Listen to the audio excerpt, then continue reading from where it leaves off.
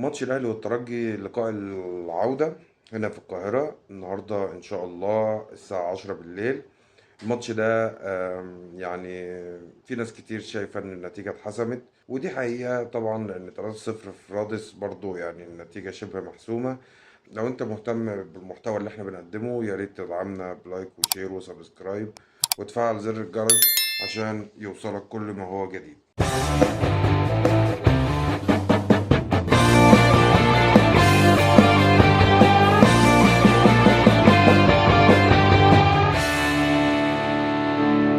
السلام عليكم ورحمة الله وبركاته، معكم ولي بيرتو اللي هو ولي أصلا.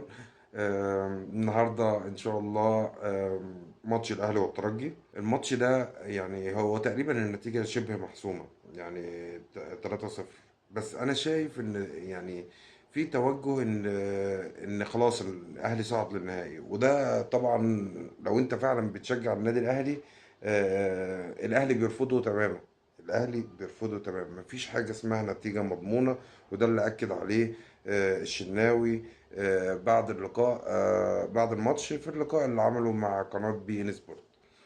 الفكره كلها في حاجه مهمه جدا. الترجي هو فرقه كبيره وطبعا انت تقريبا شبه اهنتها على ارضها وسط جماهيرها بنتيجه كارثيه. يعني لا، ده انت كده مش نتيجه كارثيه، انت رحمتهم من نتيجه كارثيه. انت كنت ممكن تجيب فيهم ستة وسبعة هناك.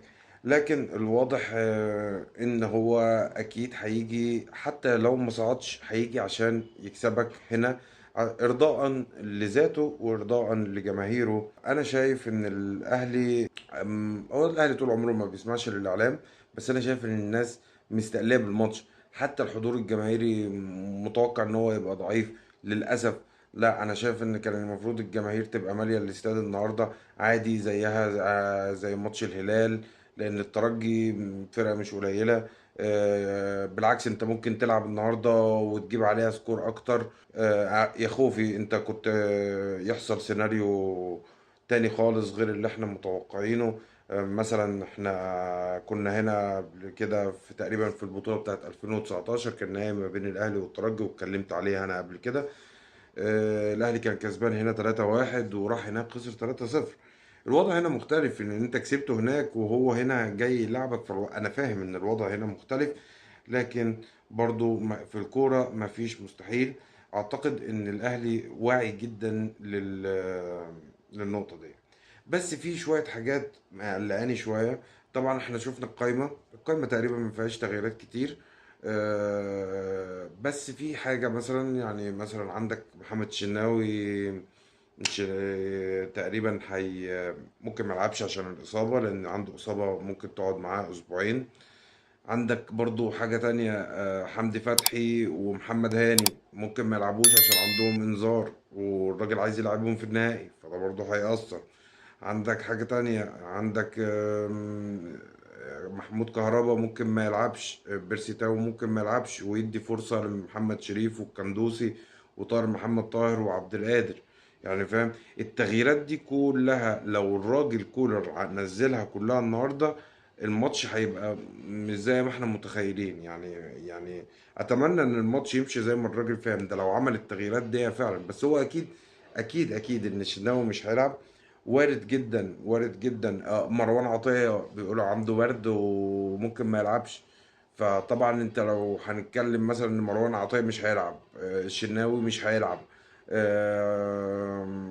لو قلنا مثلا ما اعتقدش هيضحي بحمدي فتحي، لان هو لو حمدي فتحي ما لعبش النهارده يبقى مين اللي عنده في وسط الملعب؟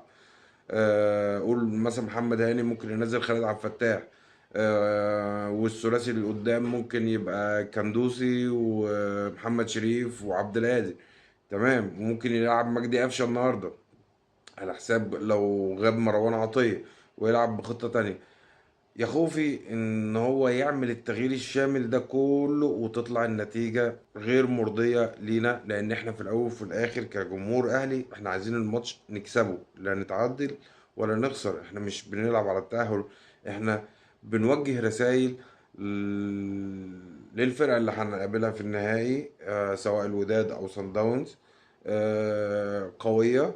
ان احنا يعني فرقة كبيرة، وده بيأثر كتير جدا جدا جدا على نفسية الفرقة اللي انت بتلعبها، خصوصا لو كانت الفرقة اللي انت هتلعبها في النهائي هي الوداد. لكن صن داونز ما بيأثرش فيهم الكلام ده، وخصوصا ان هم كانوا في دوري المجموعات عملوا علينا نتيجة مش كويسة. بس فإن شاء الله بإذن الله الأهلي النهاردة يعمل نتيجة كويسة، ويفرح جماهيره كالعادة. شايف ان الاهلي كنادي بقى بعيدا عن الكورة، ان الاهلي في الفترة الأخيرة مثلا، يعني هو امبارح معرفش انتوا تعرفوا الكلام ده، في كرة اليد الزمالك خد كأس الكؤوس أو السوبر الأفريقي يعني. آه، شايف إن الأهلي من كمية حصد البطولات في الفترة الأخيرة، سواء محلية سواء قارية سواء كذا، آه، بدأ الكيرف ينزل. انا شايف ان الاداره لازم يعني ال- تلم الدنيا دي تاني وتفوق اللعيبه وتحسسهم ان هم لسه ما عملوش اي حاجه. وفي نقطه مهمه جدا يعني كنت عايز اتكلم فيها. كان في بعد ماتش الترجي حد من جماهير الترجي تقريبا، في واحده من جماهير الترجي كانت عملت ضجه كبيره جدا في السوشيال ميديا، ان يعني الترجي يعني بتهين مثلا او بتضايق جماهير الزمالك او بتعاير جماهير الزمالك ايا كان. انا يعني عايز ارد على الناس دي او الكلام ده، لان في جات فتره والناس كلها بتتكلم. انا شايف ان يعني معلش يعني ان نادي الزمالك كان بيلعب كوره قبل ما الترجي يلعب يعني، بغض النظر بقى عن اي حاجه، ان نادي الزمالك بيلعب كوره قبل ما الترجي يعرف يعني ايه كوره. النادي الزمالك اكبر بكتير جدا من فرق كتير في افريقيا، بغض النظر كل فرق ليها وعكات وبتقع وبتقوم، ونادي الزمالك هيرجع تاني وهيبقى اقوى وهينافس على البطولات تاني. ما يجيش حد، انا اسف يعني مع احترامي لكل الناس، ما يجيش حد معلش يعني، هو الترجي اصلا تأسس 1900 حاجة و30 يعني 36 او حاجة كده، والزمالك متأسس 1911، يعني في فرق كام سنة شوفوا. ف والاهلي والزمالك كان بيجيب بطولات قبل ما الترجي يعرف يعني ايه بطولات. فمع احترامي لكل الناس، كل واحد يعرف حجمه وكل واحد يعرف هو فين. الزمالك يعني معاه بطولات افريقيا في افريقيا اكتر من الترجي. فمعلش يعني الحق يقال. الزمالك هو غريم التقليدي، بس هو نادي في بلدي، واي حد هيهاجمه انا هقف مع نادي الزمالك. فاتمنى ان شاء الله ان كل الناس تعرف حدودها، وان شاء الله الاهلي يرد على على الكلام ده ويعرفهم قيمتهم، وخصوصا ان احنا بنلعب هنا في مصر. وكنت عايز اتكلم برضو على نقطة مهمة جدا، آه، الاعلام برضو غافل عنها شوية. نقطة مصطفى محمد ان هو رفض يعني يلبس اللي هي الشارة بتاعت المثليين في ماتش في الدوري الفرنسي. معرفش الاعلام يعني مكتم عليها ليه. أه والله انا شايف ان الحركه هي حريه شخصيه، والراجل بيلعب في فرنسا، وفرنسا يعني ارض الحريات. فيعني هو لو ما يرفض يعمل حاجه زي كده دي حاجه كويسه. ما اعرفش ليه الاعلام الفرنسي قلب الدنيا عليه. هو حر.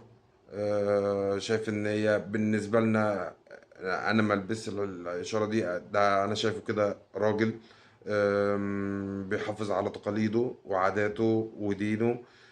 بغض النظر الكرة يعني موجودة، بس انت ما تفرضش عليا حاجة، يعني انا ما افرضش يعني، انت ما تفرضش عليا شيء. فهو خد رأيه في لعيبة كبيرة وبتلعب في أندية كبيرة عادي بيلبسوها، ولا هو التكتيم ده عشان خاطر اللعيبة الكبيرة اللي بتلبس الشارات اللي هي بتلبس الشارات دي.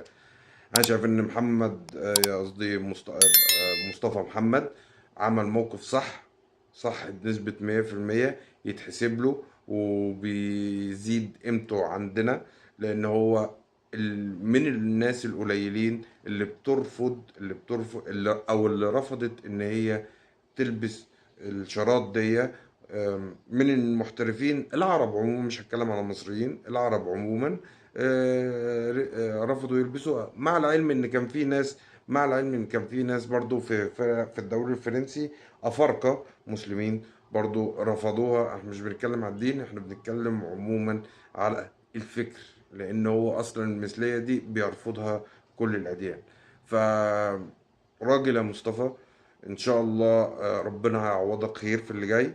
حتى لو الموقف ده ممكن يعطلك عن مسيرتك في الاحتراف في اوروبا، بس انت يعني ان شاء الله اللي جاي ليك افضل واحسن، لان انت لعيب اصلا كبير، عامل نتائج كويسة جدا في الدوري الفرنسي، تقريبا جايب 11 جون، عامل اكتر من تقريبا 13 او من 13 ل 20 اسيست، يعني عامل ريكورد حلو في الدوري الفرنسي. فان شاء الله اللي جاي احسن ليك. حتى لو انت هتسيب الدوري الفرنسي، حتى لو هترجع تاني نادي الزمالك، كلنا معاك وكلنا بنسبورت ليك، لان موقفك هو موقف رجولي من الدرجة الأولى. ولو عجبتك الحلقة يا ريت تدوس لايك وشير وسبسكرايب وتفعل زر الجرس عشان يوصلك كل ما هو جديد. وجمعة مباركة وهاتها في الشبكة.